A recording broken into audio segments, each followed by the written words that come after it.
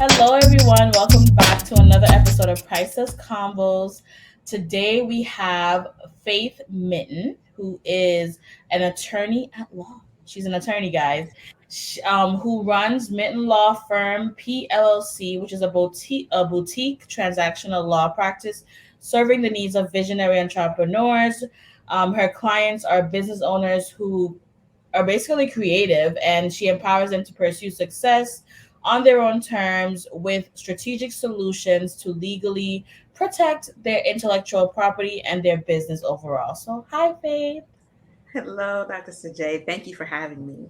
Thank you for joining. I feel like this is going to be a good conversation, and that you may get tons of questions after. Oh, I'm um, happy. Love to answer questions. Yes, so I'm really excited about that, especially with the online talk of LLCs, Oh, right? yes. Oh, yes. It's the trending thing. And I'm not an attorney, but I've been in business long enough that I know some legal stuff from Of having to course. structure my companies. Hmm. And then we have the social media gurus who are telling people get an LLC, Mm. right? So my Hmm. first question right off the back is going to be, do you believe everyone needs an LLC? I think that is an excellent question, and it's kind of hard to answer, right? And the Mhm. reason why I say that is because what is an LLC to begin with, right? Let's start with that, and then let's go into who needs one, right? So Mhm. an LLC stands for limited liability company, and you can create them all over the U.S., and every state has their own requirements for how you create them. But the reason that they exist is because when you go to register your business or incorporate it, one of the main benefits that you're looking to get is that you want to be able to establish a legal identity for your business that is Mhm. separate from you as the entrepreneur. And what that does, in addition to lending some legitimacy to your business overall, the main reason why people want that is because they want to protect their personal assets as the business owner. So having something like an LLC puts a barrier between the business assets and your assets so that if someone has a dispute with your business, they can't Mhm. reach your personal assets, right? So it Mhm. protects you as the entrepreneur. So, in terms of then who needs an LLC, right? Because the minute that you begin operating your business by offering your products or your services for sale, you Mhm. immediately have a business legally. And what Mhm. that is known as is as a sole proprietor. You are operating as a sole proprietor. And in the eyes of the law, there is no difference between you and the business. So someone sues the business, they're suing you. They're coming directly to your assets, right? So who needs an LLC, or who needs to set up that legal separation between themselves and their business? Well, any entrepreneur who wants to protect their personal assets should Mhm. have some kind of legal foundation for their business. And a good way to get that is through an LLC. Another way to get that is by setting up a corporation, right? There might be different reasons why one might want a corporation versus an LLC, but LLCs are so popular because they simplify that process of Mhm. getting started with a business. Whereas corporations are a bit more technical and not as friendly for newer entrepreneurs, particularly for those that don't really have too many owners in the business. But Mhm. to just recap, an LLC or a limited liability company helps to shield your personal assets, and you might need to get one if you're interested in that kind of protection, because otherwise, once you start operating your business, you're a sole proprietor and you don't have that legal protection for yourself as an entrepreneur. Got it. Got it. I like how you wrap that up. I love it. So let's even take it back a little bit further, just to Sure. define for those who may not know what are personal assets, right? Mm, My knowledge, and you can clarify if I'm wrong, personal assets are the things which you own. So your yeah. homes, maybe your investments, Hmm. savings account, your bank Yeah. accounts, stuff like that. So is that what business owners are aiming to protect through an LLC formation? Absolutely. Okay. Making sure that you set up that barrier in between the business assets and your personal assets becomes really important. And I would say for folks who are like in high risk industries, and I'll Mhm. give examples of that. So if you're like in doing anything related to food or Mhm. cosmetics or beauty, anything where someone, whatever you're producing to sell is going to touch someone's skin or get inside their body, those are like really high risk industries, and you want to set up some kind of protection for yourself via an LLC as soon as you can, instead of operating for a long time as a sole proprietor, because it only takes one person to sue you or one deal to go bad for you to really, be in dire straits. But anyone who's really operating their business and wanting to do so strategically needs to consider Mhm. setting up an LLC or corporation as soon as they can from the jump. Got it.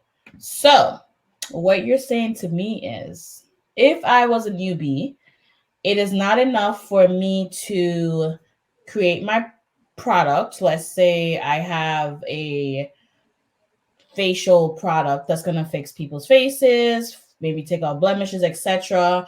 And then Mhm. I want to join the TikTok shop. That's not enough because I still need an LLC. That's only the LLC. And what I think is important for people to understand is that the LLC protects your personal assets as the entrepreneur, right? Mhm. The LLC itself also needs protection beyond that, because you want to consider the fact that whenever you put yourself out there in the public, somebody may not like you, or someone may have a negative experience Mhm. with you, or perhaps maybe you had a business relationship that broke down, and with a vendor or someone similar, and they want to pursue you for money that you owe them, or something else. So in those instances, you need to think about the protection for the LLC itself, and that comes via insurance, right? Mhm. So the LLC protects you, but the LLC protection comes from insurance, so that if you do get into that kind of dispute, you're able to have your legal costs covered by your insurance company to actually resolve the dispute and settle it, and so that you have the ability to continue operating your business instead of having to handle all of those costs out of pocket, because those Mhm. add up very quickly. Yeah. They do. Yeah, they Legal costs, do. legal fees are definitely an investment. They are Yes. they're one that I pay blindly. Like I'm just like, okay, don't look, don't look. I know I Take gotta care. pay. Just let me close my eyes. Yeah. I'm not gonna look. I'm not gonna look. But it's worth it. It's definitely Mhm. worth it. It's an investment that is worth it to do it the right way. Um, I have seen. I've been in business since 2014, and I remember when I started, I didn't have an attorney. I used I can't say who I used the Zoom. The Zoomers. And I have thoughts about the Zoomers, but continue. I've heard a lot of attorneys do not like them, and it took me a while to understand why. Mm, And I realized from my own experience, guys, that it's not customizable versus where I am meeting with an attorney and I'm saying, hey, this is what I have going on the back end. This is what I'm trying to protect. Do you believe an LLC is right for me? Or what type, like what are the structures I need to have in place? Is this sufficient? mhm, And so that is why I now opt to always having an attorney. Um, and I recommend others to do the same as well. So you can get that customizable um, experience. It's kind of like mhm, with medical doctors, right? They don't like WebMD because it's mhm. generalized information. Right. You go there and all of a sudden your hand's about to fall off and there's nothing wrong. So it's the same thing. You want that. Why wouldn't you go see your doctor in person? Mhm, So you want that. I rather that experience of meeting with an attorney in person. Another one of the things that I wanted to ask you about is the conversation of everyone saying that you can create an LLC and walk into the bank and get a loan. Is Jesus. there legal? I know, right? I'm coming home. I ain't gonna warn you. I was just like, whoop, right off the bat. Oh, Legally, does that make sense? not in the slightest. Let me tell you, sis, it makes my blood boil when Yes. people talk about that because it is so wrong. An LLC is not a promise of money. As I said when we started, the purpose of the LLC, or one of the main purposes of the LLC, is to enable you to protect your personal assets as the entrepreneur, right? It does not entitle you to money from a bank or credit or whatever that people say that you can get. Those kinds of transactions actually are pretty sophisticated. When you're seeking business credit and you've just created an LLC and you have no operating history whatsoever, the bank is going to want to look at your business plan. They're going to want to look at your records. They're going to want to see, do you have something viable for them to lend to you? They're not just going to hand you money just because you've put your articles of incorporation in front of them, right? They want to see that you can actually repay them when the time comes. And oftentimes for new entrepreneurs with LLCs that apply for these loans, they're going to ask you to be a guarantor of the loan. And what that means is that if the LLC cannot repay the debt, you personally are responsible for that. So that is one instance in which, even if you have the LLC, it may not protect your personal assets because you are signing to say, I will pay the debt that is owed if the LLC cannot pay it. So I think it's really important for folks to be mindful about who they get their information from. And I harp on this a lot, especially on TikTok and social media, because there's so much misinformation on the internet with the LLC internet warriors talking about, make your filing, get your credit, just telling people lies and machinations. We don't want y'all to be bamboozled. Really investigate who you're receiving information from and look at their credentials and understand whether they're qualified to be talking about the things they're talking about. And be sure to vet that information with other sources if you need to, or if you have access to, because you don't want to receive information and rely on it if it's inaccurate, because it can really be harmful to your business. Absolutely. And I like that you mentioned look at the credentials, because I think a lot of times what I am sensing is happening based on just seeing stuff come up on my feed and things like that is that, so here is John Brown, right? John Brown was lucky enough to get perhaps a business loan after forming their LLC. Now you have John Brown, who created a social media platform and is now the proclaimed expert because he was lucky enough to perhaps more than likely sign as the personal guarantor for that loan and is now teaching a course for $2,000 on how to do it. And then boom, now that's that.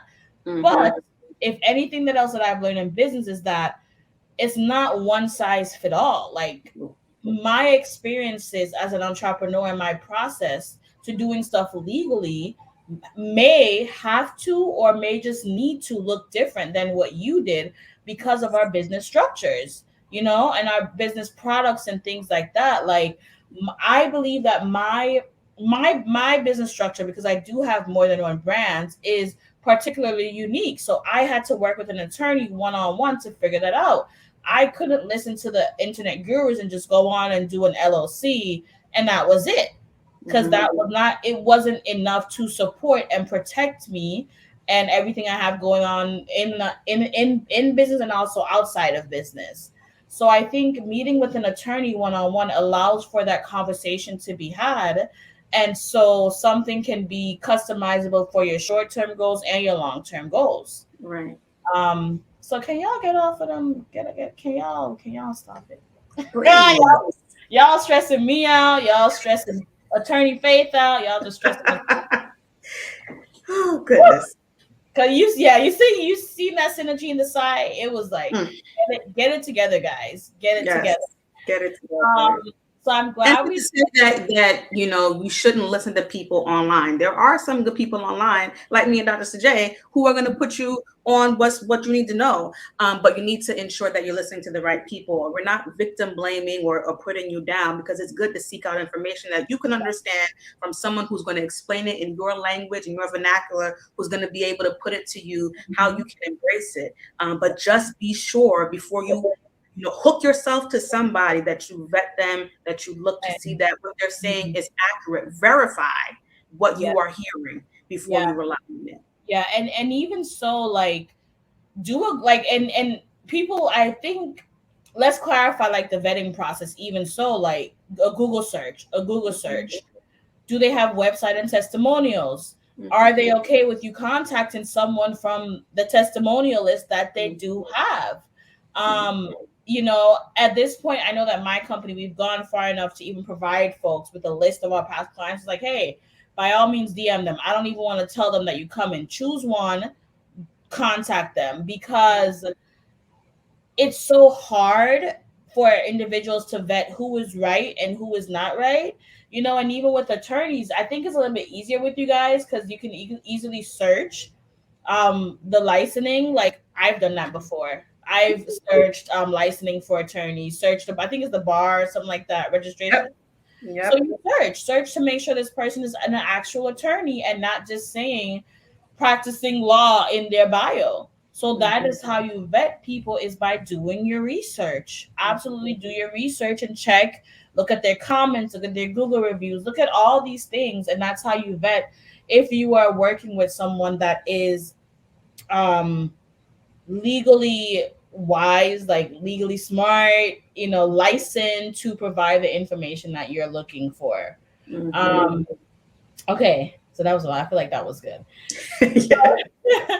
The other thing I wanted to touch on is like, I feel like these are all questions that's going to be coming up for the new year, so I really want to touch on it, is holding companies versus LLC. Mhm, So we have the other conversation online, right? The pathway to wealth of individuals that pull out the paper and they draw the house and show me, get a holding company, get this, mhm. get that, and all those good stuff.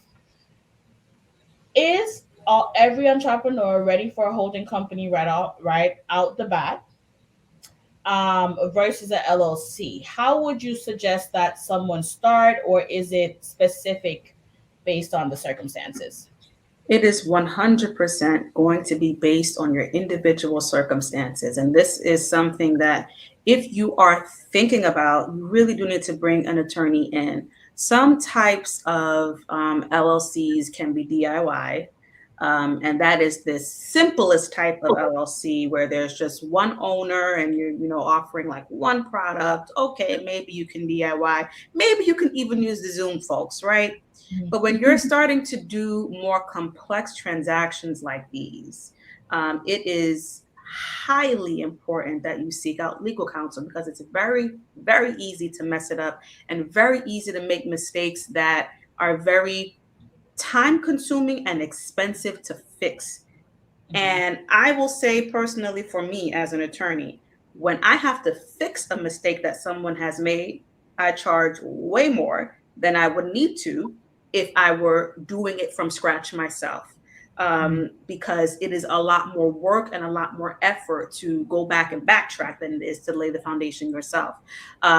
So I would say that you need to cautiously approach that and understand when those kinds of things are necessary, or when that kind of strategy is necessary. So when Mhm. might someone want or need a holding company? The purpose of a holding company legally is to help to minimize liability. So let's say you have two companies, you have a parent company and a subsidiary, right? The parent company owns the subsidiary, and or let's call it company A and company B. Company Mhm. A owns all the interest in company B, and the reason for that is because company A wants to protect its assets, right? Company A is the controlling legal authority for company B, but it Mhm. doesn't want people to know, or it wants to have limited access to the public. And so it creates company B to actually handle operations for what it does. And a good example of this is like, for example, if you're in the real estate field and you have a company that owns all your other companies, and each company owns title to a specific property. That's a really good example for when holding companies are relevant. But like I said, it's a complex strategy that needs to be used cautiously with the help of an attorney. So don't just come out with your first LLC and be like, oh, I'm gonna get a holding company right away. It doesn't work that way, and you have to carefully approach that kind of business setup. Yeah, I agree with that. And so it still leads back to getting an attorney. Like, just do stuff the correct way the first time, even if it's an investment. And I agree with you because it's easier to fix, cheaper to fix from a business perspective. It's cheaper if I just let y'all do what y'all doing versus having to pay somebody to come in and fix it. It does make it really expensive. Not gonna lie, I've been there, done that, and learn from me, guys. Do it the right way the first time. And more importantly, having an attorney help you assess this Mm. is important, not just because you want to, it's complicated, but there may be things uh, that are on the attorney's radar that aren't on yours. And there may be strategies that they can use to help you accomplish what you want to accomplish more simply and more cost effectively than doing a complex structure. So a lot of times folks will come to me and say, Faith, I want to do X. And I will say, that's interesting, but really you should do Y. And here's why. And Hmm. the reason for that is because we have experience with things, having done lots of these kinds of things before, and knowing what the law is and knowing how to deploy different strategies. There may be things in our radar that aren't on yours. And so the difference, I would say, one of the major differences between an attorney and the Zoom folks or other kinds of orgs like that is the strategy that we create as attorneys. We come alongside you as counsel. We are counselors, right? And we become a part of your team to help you accomplish your goal. But when you go to the other folks, they'll just say, oh, you want X? Okay, here's X. And not help you walk through the different kinds of strategies that you could use and help you pick one that is the most sensible for you and what you're trying to accomplish. So having an attorney as part of your team really is for your benefit. And I know there's a lot of fear around working with lawyers, and can I trust them? I know lawyers lie to people and they scheme, and the people say that. But find someone who is trustworthy, who you feel that you can connect with, and who you can feel like that you can integrate them as part of your team, because it's so necessary to have someone with that insight to help direct you and guide you so that you can accomplish what you want to in a way that's going to make sense for you financially, legally, and in all the different various ways. Yeah. I like that you mentioned about things that may be on an attorney's radar that's not on our radar as business owners, because that is definitely true. I know that there was a recent law that was passed about corporate something. See, I don't even Transparency know it. Act. Yep, I don't know it because that's not my job. That's my attorney to tell me. And I got an email and was like, "Hey, Mr. J, don't forget this is happening," and that was on my attorney's radar and not mine, and I didn't know. I mean, I've seen it on social media that's like, out there, and I was like, oh my God, they're probably just talking. But that's a point example on how it was on my attorney's radar. And I'm sure she isn't their only attorney, like letting everyone know. But it's the fact that it's on a radar because you guys are keeping up with every policy change, every law, every single thing that's being passed. And since the pandemic, I can definitely say there's been a lot of laws that has passed Okay. recently, in regards to business owners, especially small business owners. And so I definitely like that part about what could be on your radar versus our radar as business owners. For sure. Definitely. I like that. Okay, so then my other question, probably my last question I got for you. Okay. So there was a conversation online. I need to stop with all these online stuff. I feel like it's the only way we're going to get people to understand, right? So Mm, there was a conversation online where, long story short, it was one of those like social media shows that the person is not really a business owner type situation, mm, and the person was lying. And then there was somebody that commented and mentioned about, hey, the person could just not be structured for public viewing because business Mm. company structures could, remain anonymous, stuff like that. So, in is it safe for social media, the general public, to verify that someone is a legal business owner by trying to find out if their business is legally registered, being that some states do have, you know, allow business owners to be anonymous? So that is an interesting question. I think, as you said, state by state, it varies whether you can go and look up who owns an entity, as well as any filings that the entity or the LLC or corporation has made. And it is very difficult because when we're talking about corporate structures. Mm-hmm. The savviest entrepreneurs or entrepreneurs which have really savvy corporate structuring attorneys may find ways to conceal the identity of the owners of the business, whether it's by using a trust or simply by listing the attorney's address instead of the business's address, or as a service of process or registered agent. I know for my clients who set up LLCs in New York, I offer a service where we can conceal their name by using my law firm name as the service of process agent. So, what you find online by Googling or even by going to the Department of State website to try to pull up a filing from an entity might be limited. To some extent, part of what's happening with this Corporate Transparency Act is to make it more difficult for people to hide who the actual owners of the business are, but there's still a limit on how much the general public can know. Law enforcement agencies and other government agencies are more privy to that information, but just the regular person may not be. So if you're trying to identify something like that, whether you can, it's going to vary very heavily on what state you're in and who, how the filing was made to begin with. So you have to take it with a grain of salt when someone says, oh, I can just pull up your filing online and see who owns the business. Not always. Not always. Yeah. Yeah. And I realized that a few years back, I was before I wanted to work with someone in business, and I wanted to verify that they were a legal business owner. And I was like, oh, I can't verify. So they're smart enough to hide it. And that actually made me want to work with them because, and I did end up working because I realized that they were one step ahead and they knew that was even an option. And so I was like, okay, they understand business structures if they understand to protect that. Because certain states like Florida, for example, where I am, like it's public information. Like it's an easy Google search. People can see your person. Like if you don't know how to hide it, they can see your personal information, your address. Every single thing is public information unless you understand how to do it, or work with an attorney to get it done. So I like that you touched on that because I think that is very important for folks to understand. It's not all the time because they see someone that's popular online post that, oh, this I'm exposing this person, they're not registered, that it's true. We Mm-hmm. gotta do our research. We gotta do our business owners. Yeah, and a lot of times people will incorporate in a state that you don't expect.